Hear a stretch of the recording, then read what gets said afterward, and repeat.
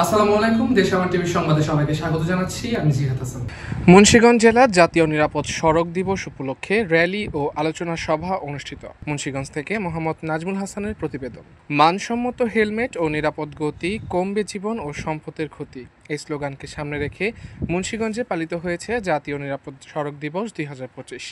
মঙ্গলবার জেলা প্রশাসনের আয়োজনে জেলা প্রশাসকের কার্যালয় থেকে একটি বর্ণাঢ্য র্যালি বের হয়ে শহরের প্রধান সড়ক প্রদক্ষিণ করে। র্যালি শেষে জেলা প্রশাসকের সম্মেলন কক্ষে অনুষ্ঠিত আলোচনা সভায় প্রধান অতিথি ছিলেন জেলা প্রশাসক ফাতেমাতুল জান্নাত এবং সভাপতিত্ব করেন অতিরিক্ত জেলা ম্যাজিস্ট্রেট মোহাম্মদ মুসাব্বিরুল ইসলাম।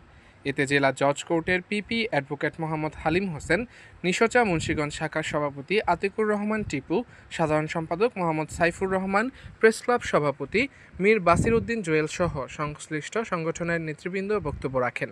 আপনার অটো প্রচুর পরিমাণে অটো বেড়েছে, তারা নিয়ম শৃঙ্খলা নাই, ড্রাইভিং লাইসেন্স নাই, গাড়ি পরিবহন করে এবং নানান সমস্যার কারণে আমাদের এই দুর্ঘটনা বাড়ছে। দেখেন ঢাকা মহা হাইওয়ে রোডে কিছুদিন পরপরই আপনার যান বাড়ছে তীব্র গতির কারণে।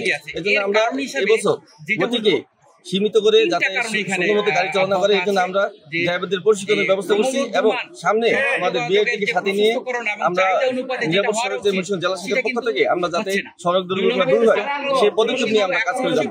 বক্তারা বলেন, সড়ক দুর্ঘটনা নিয়তি নয়, বরং সচেতনতার অভাব। তারা ট্রাফিক আইন মানা, ফিটনেস সনদ থাকা, হেলমেট ও সিট বেল্ট ব্যবহারের উপর গুরুত্ব আরোপ করেন। উল্লেখ্য, সরকার 2017 সাল থেকে প্রতি বছর 22 অক্টোবর জাতীয় নিরাপদ সড়ক দিবস হিসেবে পালন করে আসছে, যা নিরাপদ সড়ক চাই নিশোচা আন্দোলনের দাবির ফলশ্রুতি। মোহাম্মদ নাজমুল হাসান, দেশ আমার টিভি।